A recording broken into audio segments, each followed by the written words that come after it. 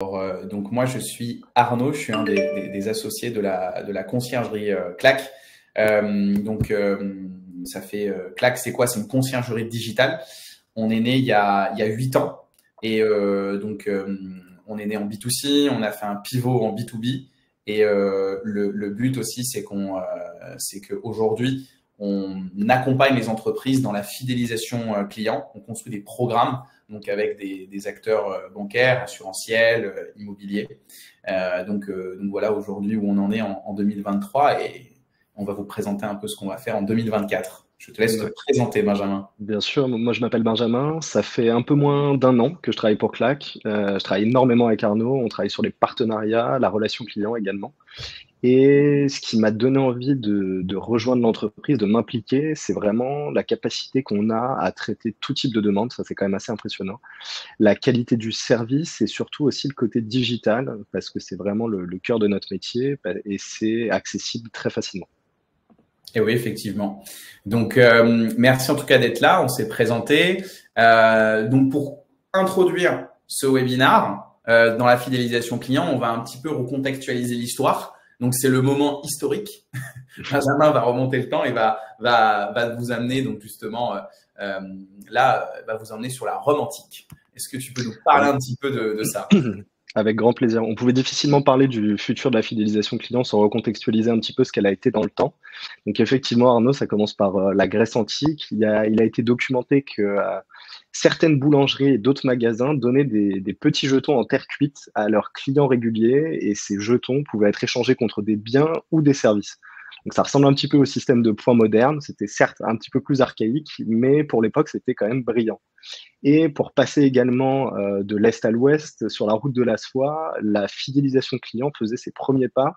Il y avait des partenariats à long terme qui devaient se former entre les marchands, les fournisseurs locaux et les intermédiaires, et surtout pour sécuriser les caravanes, parce que forcément le trajet était très long et ils passaient par des régions qui étaient très dangereuses. Donc ils avaient besoin d'avoir une connaissance qui était spécifique de chacune de ces régions. Et pourquoi? Parce que ça leur permettait également d'adapter l'offre. Il n'y avait pas que de la soie qui était vendue. On appelle ça la route de la soie parce que c'était l'endroit où, enfin, c'était le bien le plus cher en tout cas qui était commercialisé. Il y avait énormément de biens qui étaient proposés et ils avaient vraiment cette volonté en tout cas d'adapter l'offre. Donc c'est ce qu'on pourrait dire les prémices de la personnalisation. Et donc, bien que ce soit différent des pratiques modernes de fidélisation client et de gestion des relations commerciales, il y a quand même énormément de points communs et on se rend compte finalement de l'importance historique de la confiance et de la réputation pour mettre en place des partenariats qui sont des partenariats à long terme. On va faire un très très grand bond dans le temps. Bien entendu, il y a énormément de choses qui se sont passées entre-temps, mais la première grosse avancée qu'il y a eu, c'est au niveau des timbres de fidélité. Ce sont des timbres qui sont apparus à peu près dans les années 50, donc vraiment à l'après-guerre. Et il y avait de nombreux magasins qui offraient des timbres et qui pouvaient être échangés contre des cadeaux, des réductions, des services. C'était un petit peu plus léger et transportable que les jetons en terre cuite, et c'était quand même beaucoup plus pratique.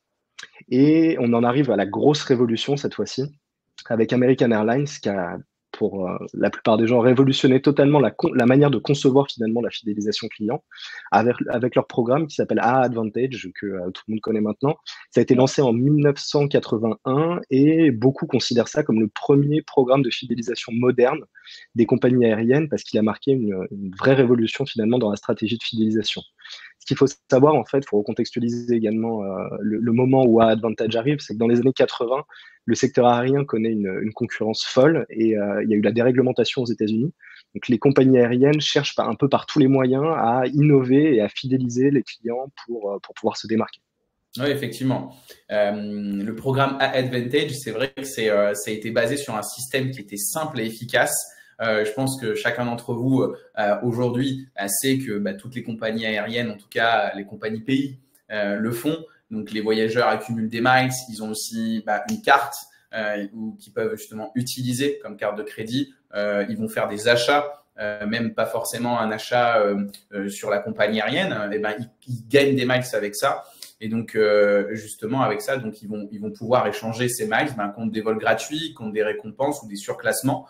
Donc ça, c'est super intéressant. Et grâce à ça, ça va générer, ce qui est hyper important pour aujourd'hui les marques, et notamment American Airlines qui a su faire ça et qui a su être aux prémices de ça, c'est gérer les données.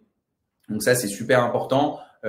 ces données-là, donc elles vont être collectées et donc elles vont pouvoir justement servir pour créer des programmes totalement personnalisés, spécifiques. Donc c'est là aussi où on a ces programmes-là qui ont éclos avec les niveaux et les statuts d'appartenance. Donc on a le gold, on a le platinum, donc les cartes de crédit aussi l'ont repris. Le gold, le platinum, et justement donc ils vont créer ses propres avantages et ses propres récompenses. Donc en tout cas pour justement sur ce retour dans le passé, American Airlines, on va dire qu'ils ont vraiment été aux prémices de cette dématérialisation de ces récompenses, de ces programmes de fidélisation, en marquant justement la fidélisation basée sur des points et des récompenses.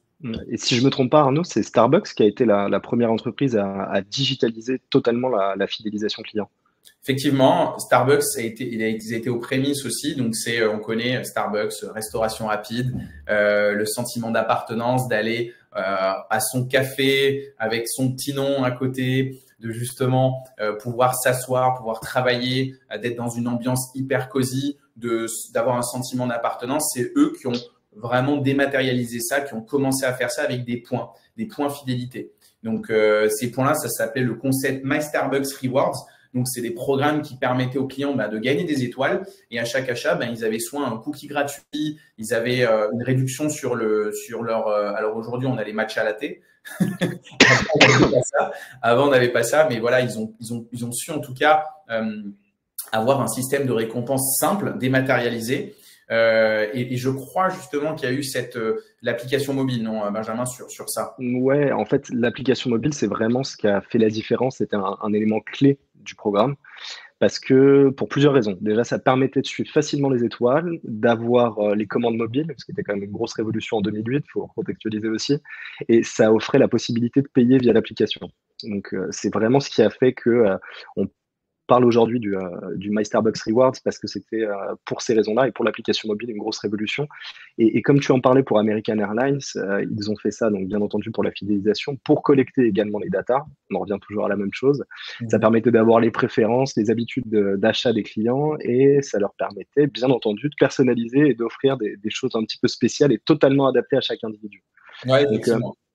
Et c'est ça le gros avantage aussi, et c'est ça le cœur de la fidélisation depuis 2008-2010, c'est vraiment la personnalisation en tout cas des rewards, de tout ce que que le client arrive à se sentir unique, et ça permet bien entendu de fait d'augmenter la fidélité à la marque. Et c'est là qu'on en arrive à la data. Excuse-moi Arnaud, parce que ça représente quand même un grand pas, et le fait que le client se sente unique, c'est en ça qu'il y a eu un vrai tournant en tout cas à partir de 2010. Oui, c'est sûr. Et sur cette mise en abîme du passé, justement, on va faire une transition sur l'état actuel des choses. Qu'est-ce que c'est aujourd'hui l'état actuel de la fidélisation? Est-ce que toutes les marques le font? Est-ce que toutes les entreprises le font? Et comment elles le font? Quelles sont les difficultés? Donc c'est sûr aujourd'hui donc la situation actuelle. Comment en tout cas les entreprises aujourd'hui se confrontent justement à cette multitude de concurrents qu'ils ont pour aller se démarquer? La situation actuelle, elle est complètement différente de ce qu'elle a pu être même il y a 20 ans. Parce que le marché actuel, il est saturé, il y a une multitude d'acteurs, qu'importe le domaine, et ça représente pour le coup un changement qui est quand même significatif par rapport à la situation d'il y a 20 ans ou même encore avant. Donc avant, il y avait de grands acteurs qui dominaient le marché, et aujourd'hui, il y a une concurrence qui est accrue et qui rend de fait la fidélisation beaucoup plus difficile. Pourquoi? Parce que les clients finalement ont beaucoup plus d'options et ils peuvent passer facilement d'un concurrent à un autre. Et la deuxième raison aussi, pour se démarquer dans cet environnement qui est encore une fois très concurrentiel, les entreprises doivent maintenant offrir une expérience qui est de qualité, ça c'est très important, pour arriver à se différencier. Donc ça implique notamment des produits et des services de qualité, bien entendu, mais surtout une expérience client qui sera personnalisée pour un service qui est, en tout cas, que les clients attendent comme exceptionnel. Il y a une étude d'ailleurs à ce titre qui a été menée par HubSpot Blog qui montre que 63% des consommateurs cesseraient d'acheter auprès de marques si elles utilisaient des mauvaises techniques de personnalisation, ce qui est quand même assez hallucinant, plus d'une personne sur deux, et qu'il y a 80% des utilisateurs qui sont susceptibles de faire affaire avec une entreprise qui offre des services personnalisés. Donc ça montre vraiment en tout cas l'importance de la personnalisation, en tout cas dans l'expérience client.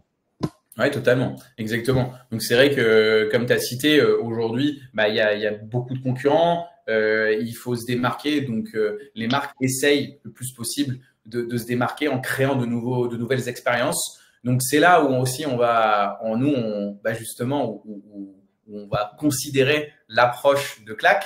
C'est pour ça qu'on est là. On est aussi on a parlé de l'état actuel, on a parlé justement du passé de la fidélisation client. Et nous, justement, c'est quelque chose aujourd'hui qu'on connaît bien. Clack, donc ça offre vraiment aujourd'hui une solution de conciergerie digitale. Donc en fait, c'est des assistants personnels qui permet justement d'incorporer ces services-là dans divers secteurs, donc tels que les banques, les assurances. Il y a justement cette conciergerie digitale, ces assistants personnels, ils peuvent être placés, marketés, introduits dans différents modes d'intégration. L'important aussi, c'est de vraiment être aux prémices de l'évolution des modes de communication et des modes de consommation.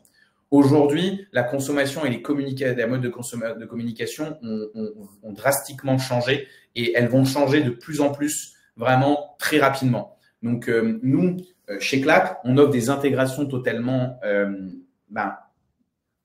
personnalisées avec des canaux modernes, pratiques comme WhatsApp, comme le chat intégré, des plateformes de messagerie. On essaye d'être le plus innovant possible et justement d'être le plus personnalisé possible. Notre objectif, il est vraiment de simplifier le quotidien du client de la société qui veut fidéliser ses clients. Donc, on va aller tacler justement les tâches fastidieuses et chronophages des utilisateurs et on va aller essayer justement de marketer le service et qu'il soit le plus personnalisé possible.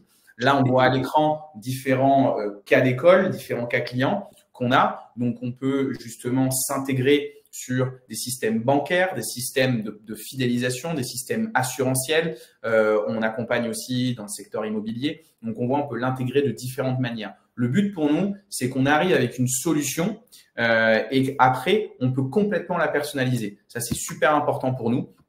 Et c'est ça aussi qui va justement imaginer un mode d'interaction nouveau avec un nouveau mode de fidélisation. Et aujourd'hui, la fidélisation, elle a double emploi. Elle a aussi l'acquisition client. C'est justement ces modes de fidélisation, c'est quand on parle de Starbucks Reward, quand on parle d'American Airlines qui vous propose ça. Et aujourd'hui, mettre une solution de conciergerie, d'assistant personnel qui va premiumiser votre offre, ça va permettre aussi d'acquérir de nouveaux clients. Outre la fidélisation. Si je peux me permettre de rebondir, ce qui est aussi important, et ça rejoint ce que tu étais en train de dire, c'est le fait qu'aujourd'hui, les clients peuvent se sentir uniques avec la solution Clack, parce qu'avant, c'était réservé à des personnes qui avaient des cartes Black, les conciergeries. La conciergerie faisait toujours référence à quelque chose d'élitiste. Et nous, le but, c'était aussi de la démocratiser, de la rendre accessible. Et donc, chaque personne aujourd'hui a finalement exactement les mêmes services que quelqu'un aurait eu pour une conciergerie de cartes plus que premium, de cartes black ou autre, il y a quelques années. Donc, ce sentiment-là, en tout cas, il est très important pour nous. C'est vraiment se dire qu'à partir du moment où un client va faire appel à la conciergerie de Clack, il va vraiment être traité comme quelqu'un d'unique. Et ça revient exactement à ce qu'on disait, à la personnalisation, en tout cas, du service. Exactement. Et c'est vrai que donc il y a aussi, on va pas ne pas parler des perspectives futures aujourd'hui de la fidélisation client. Et nous, on essaye d'être aussi aux prémices, on essaye d'être justement d'être là. Donc, on imaginait un monde où chaque interaction client, justement, elle soit fluide, elle soit vraiment personnalisée pour le client. Et nous, on pense que vraiment l'intelligence artificielle est là pour ça. Elle est là vraiment pour hyper personnaliser l'expérience client. Donc, ce qui va permettre justement d'avoir quelque chose de beaucoup plus ciblé, tout en bien entendu, tout en gardant l'humain à sa place. Exactement. On peut imaginer de nombreuses choses dans des domaines différents. Par exemple, si on prend un service de streaming, on pourrait dire que ce service-là, dans le futur, va adapter son interface et les suggestions, finalement, ça peut être adapté à énormément de choses, à l'heure de la journée, à la météo ou à des événements actuels. Par exemple, un soir pluvieux, on pourrait dire que le service de streaming va proposer un film réconfortant ou la commande de votre plat préféré, etc. Donc, ça peut aller vraiment très, très loin. Dans le domaine de la mode, si on prend un autre exemple, alors il y a déjà beaucoup de sociétés qui sont en train de le tester. On peut envisager des cabines d'essayage qui soient totalement virtuelles et où les clients, Attention les données excusez-moi, personnelles, hein. Attention les données personnelles, hein. oui, ouais, c'est pour ça. Ça va être justement aussi l'un des grands défis, pas seulement de 2024, Arnaud, mais plutôt des 10 prochaines années. Mais ouais, donc dans le domaine de la mode, on pourrait se dire que les cabines d'essayage virtuelles, ce sera certainement le futur. Et l'IA aura un rôle là-dedans en suggérant par exemple des tenues ou des préférences personnelles, donc ce sera de la surpersonnalisation finalement, ou par exemple au gré des tendances actuelles ou du type d'événement auquel le client doit se rendre. Ouais, exactement. Et aussi, on peut parler des voitures autonomes, hein. Imaginez une expérience où les véhicules justement nous conduisent à destination. Donc c'est déjà le cas avec notre cher Elon. Euh, donc mais après il y a plein de choses où elle vous suggère justement de vous arrêter en chemin parce que vous avez votre restaurant préféré ou votre plat préféré qui est là, la station essence que vous préférez, l'aire d'autoroute, voilà où il y a le meilleur paysage. Ça peut être plutôt sympa. Donc c'est vrai que dans le futur l'IA pourrait aider les marques à mieux comprendre la valeur des préoccupations clients, hein. Ça c'est super important.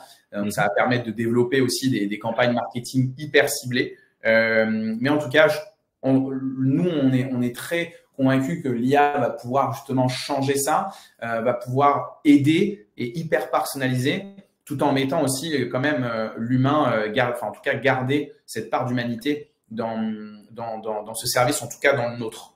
En fait, c'est exactement ça. Je pense que l'IA sera la même étape finalement qu'il y a pu y avoir avec la digitalisation de Starbucks. Là, on va vraiment passer un cap au niveau de la personnalisation. En termes d'IA, on parle beaucoup, je pense que tout le monde en parle, et même vous en interne dans les différentes entreprises, tout le monde parle de ChatGPT, d'OpenAI, à juste titre. Ils ont fait très très fort, on se souviendra également toujours des premiers. Donc, le fait qu'ils soient lancés et qu'ils aient réussi à sortir un produit qui est quand même très abouti, ça fait qu'il y a beaucoup d'utilisation, bien entendu, mais Google a lancé il y a quelques jours Gemini, qui est un concurrent direct d'OpenAI. Ils ont fait une première démonstration qui a l'air très encourageante. Il y a de très très bonnes AI dans différents pays qui sont en train de se développer. Il y a récemment, là, je crois que j'ai vu hier ou avant-hier, une société française qui vient de lever plusieurs centaines de millions pour développer une intelligence artificielle française. Donc, ça a de beaux jours l'intelligence artificielle a de beaux jours devant elle, et on voit également dans d'autres domaines, parce que là, on est surtout pour l'instant sur du traitement de texte, on voit à quel point c'est impactant également dans la gestion de l'image ou de la vidéo, et elles sont de plus en plus réalistes. On voit d'ailleurs énormément de deepfakes, de vidéos où on n'arrive plus à distinguer si cela est vrai ou faux. Il y a Midjourney, par exemple. Donc, beaucoup d'intelligence artificielle sur lesquelles nous, on peut faire une veille. Bien entendu, celles qui sont sur du traitement de texte nous intéressent plus pour notre cœur de métier, mais en tout cas, on est très ouvert là-dessus. Donc, ça fait près de 6 mois maintenant qu'on travaille sur l'intégration de l'intelligence artificielle chez Clack. Donc, on réfléchit à l'intégration à plusieurs niveaux, bien entendu. On a un POC, pardon, je te coupe, on a un POC qui est presque prêt. Voilà, qui va arriver. Donc voilà. Et c'est vrai que ça fait pas mal de temps qu'on travaille là-dessus. Ouais, et ça intervient à plusieurs niveaux. Le premier niveau sur lequel on va le sortir, ça va être sur l'aide à nos concierges. Nos concierges sont très réactifs, on intervient, on prend une demande en moins de 2 minutes. Ça va nous permettre de réduire encore ce délai-là, et surtout, ça va nous permettre de les aider encore plus et plus rapidement sur l'ultra-personnalisation. Donc c'est vraiment ce vers quoi on tend en premier, et après, bien entendu, plein d'autres développements, on ne va pas s'arrêter là en chemin.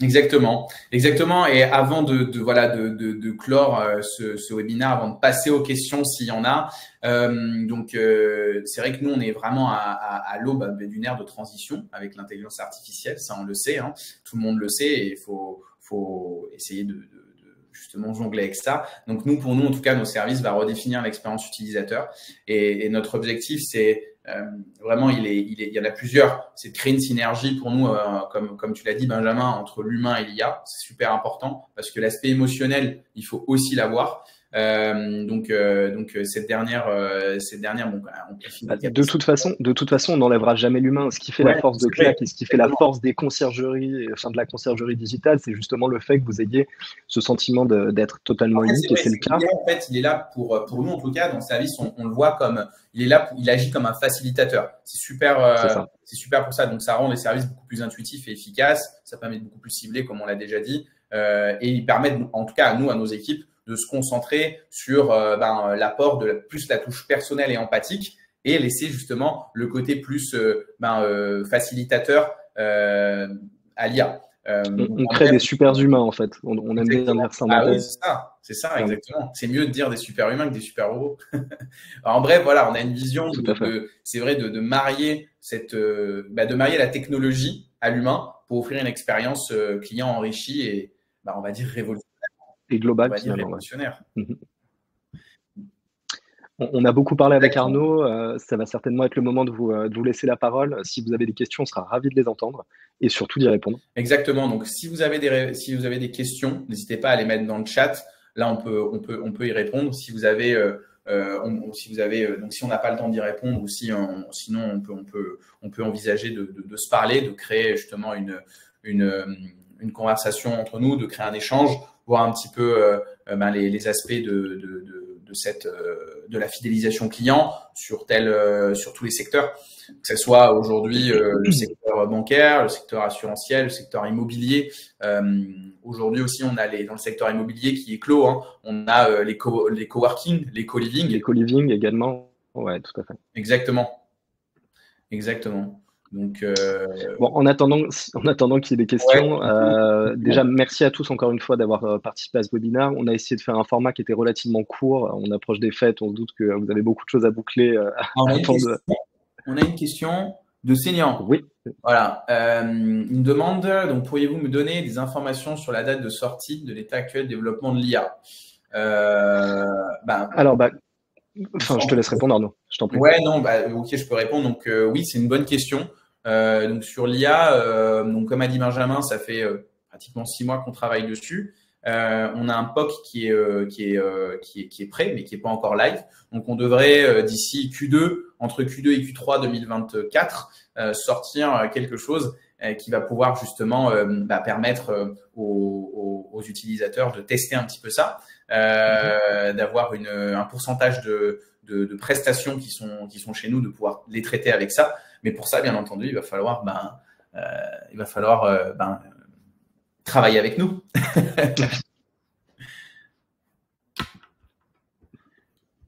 Est-ce qu'il y a une autre question? Emalou, une autre question. Ok, d'accord. Pourriez-vous nous définir plus précisément quel est le champ d'action géographique de Clack? Le champ d'action géographique. Là, pour le coup, on a. Ouais, vas-y, je t'en prie. Je t'en prie, excuse-moi. Non, je te coupais la parole. On a un champ d'action qui est très large. On a des entreprises, on travaille avec beaucoup de grands comptes qui ont bien entendu des services dans de nombreux pays d'Europe. Donc, on a vraiment une globalité de pays sur lesquels on est capable d'intervenir. Et surtout, pourquoi? Parce que on a la force de nos partenariats.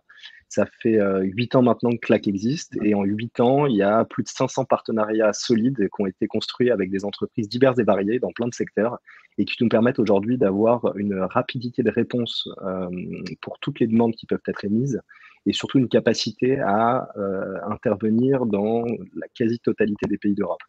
Autre point également, sur de nombreux grands comptes, on a proposé également l'option d'avoir une réponse qui est faite aux personnes qui contactent la conciergerie dans plusieurs langues. Donc, on a aussi des concierges qui sont formés à de différentes langues. Pour l'instant, on en a plusieurs, bien entendu, l'anglais, l'espagnol, l'allemand. En tout cas, c'est vraiment quelque chose sur lequel on met un point d'honneur à se développer. Donc, on a vraiment quelque chose qui est totalement global en Europe. Ouais, donc c'est via déjà des clients existants qui développent des pays et nous on les accompagne. Donc c'est comme ça aussi que nous derrière on va pouvoir proposer ces zones géographiques, même si aujourd'hui on peut traiter pas mal de zones comme tu l'as dit. S'il n'y a pas d'autres questions, donc je pense qu'on a un perfect timing. Oui, normalement on a respecté les 30 minutes. Je finis juste ce que je disais tout à l'heure. Donc merci d'avoir participé. Donc on a fait un format qui est relativement court. On va essayer en 2024, Arnaud et moi, de refaire d'autres webinars à peu près du même format sur d'autres sujets qui, je l'espère, vous intéresseront également. Donc on espère vous y voir et n'hésitez pas à nous envoyer également. On vous mettra nos mails. Je pense que vous les avez de toute façon dans l'invitation. N'hésitez pas si vous avez des questions que vous souhaitez poser a posteriori ou si vous souhaitez qu'on vous fasse une présentation des services de Clack directement personnalisés. On peut également organiser ça. Donc on sera ravis de le faire. Ouais, exactement. Donc, n'hésitez pas à envoyer un email et on sera ravis et aussi partager ce que vous souhaitiez ce que vous souhaitez qu'on partage en 2024, surtout sur là, on a fait quand même un sujet assez global. C'est un des premiers qu'on fait, et donc le but aussi, c'est qu'on puisse aussi échanger sur nos différents développements qu'on a en interne. Tout à fait. Super. Écoutez, merci à tous d'avoir participé. Merci à tous. Merci Valérie. Excusez-moi, je voyais quelqu'un qui était en train de taper, c'est pour ça je pensais que c'était. Je n'avais pas vu. Je pensais que c'était une question. Merci beaucoup, c'est très gentil. C'est intéressant. On vous enverra de toute façon un email avec le Records. Oui, tout à fait. On vous le renverra et on vous donnera également les plateformes pour ça. Et si on ne se voit pas d'ici là, on vous souhaite de très bonnes fêtes et on vous proposera d'autres formats comme celui-ci en 2024. Ouais, merci à tous. Merci Benjamin. Et, merci beaucoup. Merci Arnaud. Un bon jeudi. Merci. Très bonne journée à tous. Ciao.